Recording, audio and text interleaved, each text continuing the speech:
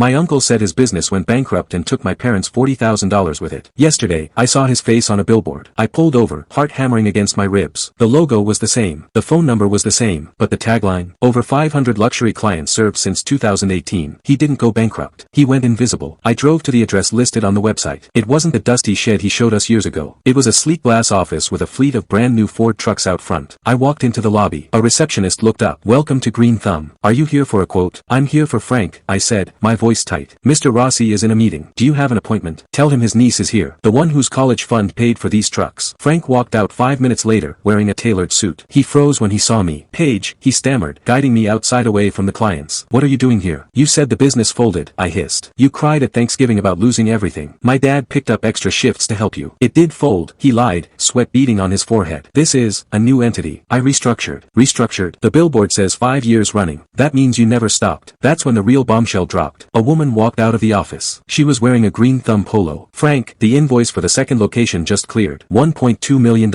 She handed him a tablet. My jaw dropped. "Second location." Frank looked like he wanted to vomit. "It's just an expansion. I was going to pay everyone back once we stabilized." "Stabilized? You're clearing millions. Revenue isn't profit, Paige. I had to reinvest." "You reinvested our money while we scraped by," I shouted. He grabbed my arm. "Lower your voice. I'm closing a deal with the city next week. If they find out about the dispute, I lose the contract." "It's not a dispute, Frank. It's fraud." I pulled out my phone and called my dad. "Put him on speaker," Frank pleaded. "I can explain." "Dad," I said, staring Frank in the eye. "I'm at Uncle Frank's office. It's not closed. He has 2 branches and a city contract." Silence on the line. Then a sound I'd never heard, my father crying. "He told me he couldn't afford rent," Dad whispered. "I gave him another $5,000 last month." Heat climbed my neck and my vision blurred. "You took more money," I screamed at Frank. "It was a bridge loan," he yelled back. "To cover payroll. For a company making millions." The woman in the polo stepped forward. "Frank, who is this?" "This is the family he stole from," I said. "And you are?" "I'm his partner, Sarah. Did you know he told us this place didn't exist?" Sarah looked at Frank. Her face went cold. "You told me they were silent investors. That you bought them out." "I was going to," Frank yelled. "I just needed more time." Dad pulled up 10 minutes later. He didn't yell. He walked up to Frank and handed him a folder. "What is this?" Frank asked, hands shaking. "The lawsuit," Dad said. "I called the lawyer on the way over. Breach of contract, embezzlement, and fraud. You can't sue family." Frank cried. "You stopped being family when you let me work nights to fund your mansion," Dad said. Sarah handed Dad a USB drive. "Here are the books. Real profit margins. He's netted $2.4 million